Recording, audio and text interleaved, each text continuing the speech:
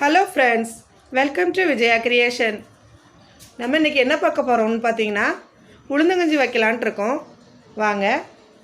அந்த உளுந்தங்கஞ்சி நம்ம traditional food. அது நம்ம முன்னாடியே இருந்து எல்லோரும் நல்லா சாப்பிட்டு வளர்ந்தவங்க பெரியவங்கெல்லாம். ஆனால் நம்ம இப்போ எதுவுமே யாருமே அதை யூஸ் பண்ணுறது இல்லை. பிள்ளைங்களுக்கு அது தெரியும். சில வீட்டில் உளுந்தங்கஞ்சினா என்னன்னே தெரியாமல் கூட இருக்காங்க. அப்படி இருக்காதீங்க. கண்டிப்பாக நம்ம பாரம்பரிய உணவு வச்சு சாப்பிடுங்க. அதுதான் பெஸ்ட்டு, ஹெல்த்தும் கூட. வாங்க எப்படி அதை ரெடி பண்ணலான்னு பார்ப்போம். இது கூட சைடிஷாக நான் உங்களுக்கு ஒரு துவையல் பண்ணி காட்டுறேன். அது திருநெல்வேலி சைடு ரொம்ப ஃபேமஸ்ஸு. அந்த துவையல் நான் சின்ன வயசுலேருந்து எனக்கு ரொம்ப பிடிக்கும். அது எதுக்குனாலும் நம்ம தயிர் சாதம் அப்புறம் எல்லா ரைஸுக்கும் நம்ம அது கூட வச்சு சாப்பிடலாம். இந்த உளுந்தங்கஞ்சிக்கு கொஞ்சம் தயிர் ஊற்றி 2 கிளாஸ் தண்ணி ஊற்றி பிள்ளைகளுக்கு கலக்கி கொடுத்தோன்னா ரொம்ப பெஸ்ட்டாக இருக்கும். காலை உணவுக்கு ரொம்ப பெஸ்ட்டு. இது கூட புளி துவையல், சின்ன வெங்காயம், வத்தல் எல்லாம் வறுத்து சைடிஷாக சாப்பிடலாம். காம்பினேஷன் ரொம்ப சூப்பராக இருக்கும். வாங்க எப்படி பண்ணலான்ட்டு பார்ப்போம். 3 கப் அரிசி எடுத்திருக்கேன். அது பச்சரிசியாகவும் இருக்கலாம், புழுங்கரிசியாகவும் இருக்கலாம். நான் இன்றைக்கி பச்சரிசி தான் வைக்க போகிறேன். அது கூட 1 கப் அளவு கருப்பு உளுந்து போட்டுக்கோங்க. அதை நல்லா வாஷ் பண்ணிவிட்டு ஒரு 2 டைம் வாஷ் பண்ணிவிட்டு இப்போது அதுக்கு ஒரு 7 டம்ளர் தண்ணி ஊற்றிக்குவோம். எக்ஸ்ட்ரா கூட 2 கிளாஸ் நம்ம ஊற்றிக்கலாம்.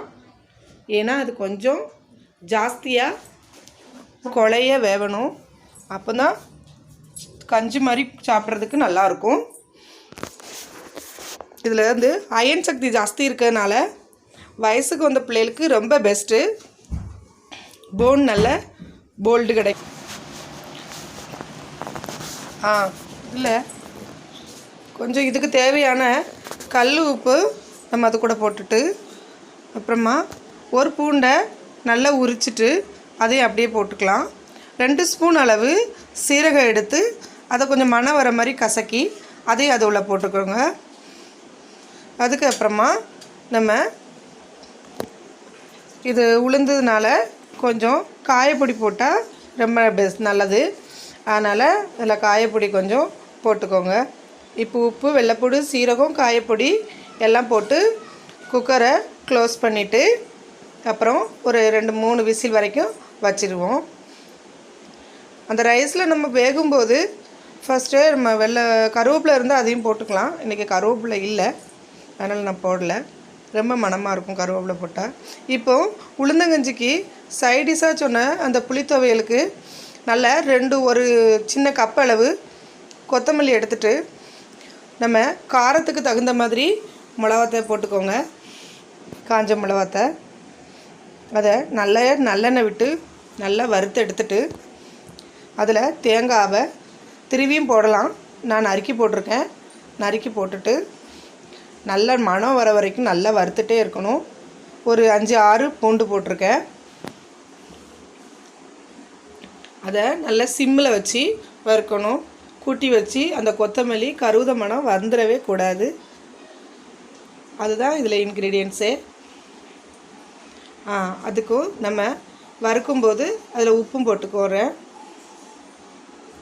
உப்பு போட்டுட்டு இது எல்லாமே சேர்ந்து நல்லா அந்த எண்ணெயில் படும்படி நல்லா ஹீட்டை வறுத்து எடுத்துக்கிடுங்க. எடுத்துட்டு அது கூட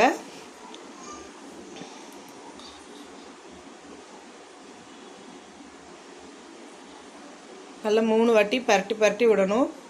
அது நம்ம அடுப்பை சிம்மில் தான் வச்சுருக்கணும். இதை வறுக்கிற கடாய் நல்லா இரும்பு கடாயாக இருக்கணும்.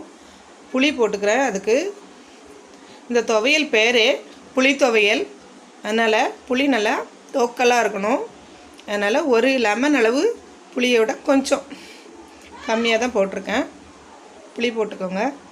உப்பு, புளி, வெள்ளைப்பூடு, தேங்காய், கொத்தமல்லி, மிளகாத்தை எல்லாம் நல்லா வறுத்து, கொத்தமல்லி மிளகாத்தை கருகவும் கூடாது, அதே மாதிரி வறுபடாமல் இருக்கக்கூடாது. நல்லா பக்குவமாக எடுத்துகிட்டு இது கூட கருவேப்பிலை போட்டு வறுத்தா இன்னும் துவையல் மணமாக இருக்கும். இன்றைக்கி கருவேப்பிலை இல்லை, அதனால் நான் போடலை. அது ஒரு மிக்ஸி ஜாருக்கு மாற்றிப்போம்.